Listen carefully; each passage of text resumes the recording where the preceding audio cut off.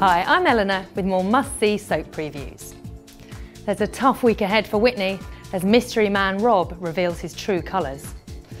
Whitney's week from hell begins when Janine lies to Carol and Ricky, telling them that Whitney is staying with Ryan. But when Lauren tries calling Whitney and she is told she's got the wrong number, she confronts Janine, who admits she doesn't know where Whitney is. Ricky's beside himself with worry and the blame game starts, until young Tiff finds information about Rob in Whitney's diary. Lauren and Janine head for Rob's club, where they get split up.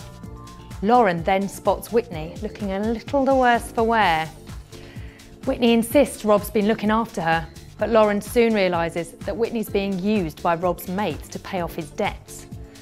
Unnerved, Lauren alerts Janine, who tries to convince Whitney that Rob is using her as a prostitute. Well, if anyone can spot the signs, it's Janine. Worried he's been rumbled, Rob forbids Whitney to speak to her friends and forces her into a car as Lauren and Janine look on. To find out if Whitney escapes, tune into a 10-minute special on Friday's Comic Relief Night. Elsewhere, Darren leaves baby George with Jodie, who decides she'd rather go shopping, so leaves him with Heather. Big mistake. Jodie swears she only left him to nip to the loo, but when he sees George with Heather, Darren gets really angry. And you wouldn't like him when he's angry. Liz McDonald returns to Weatherfield, and she soon discovers that a lot has been happening while she's been away. Steve and Becky are stunned when Liz walks into the Rovers, but Liz is left even more shocked when she finds that Tracy's made herself at home behind the bar. Tracy, for one, is not pleased to see the McDonald matriarch when Liz turns up with Amy and Tracy snatches back her daughter. Liz is further shocked to discover that Kylie is back in Weatherfield and that Steve and Dev have fallen out.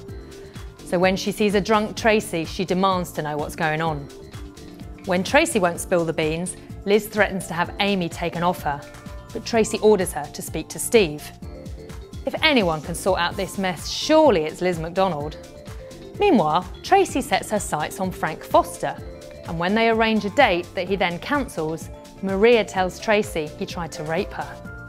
Tracy thinks she's just jealous, and when the date with Frank is back on, Tracy tells him about Maria's accusation.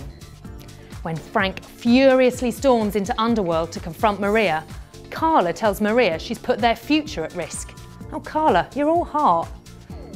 Elsewhere, the Websters are relieved when Sophie comes round after her fall from the church balcony. But it's anything but happy families when Sophie has a go at Sally and Kevin for caring more about their own problems. As Sally and Kevin talk about Sophie over a drink, Sally lets her guard down and Kevin moves in for a kiss. But Sally soon makes her feelings clear when she sees a solicitor about their divorce. In the Dales, Hazel reckons Jackson's had a change of heart as he's in a foul mood after Aaron stayed the night. Aaron's hurt when an angry Jackson says he needs space and that he's not fussed if Aaron stays over again. But Aaron's left completely devastated when he watches Jackson's video diary and is shocked to hear him say he wants to die. Hazel too is shocked by the video and Aaron urges her to confront Jackson.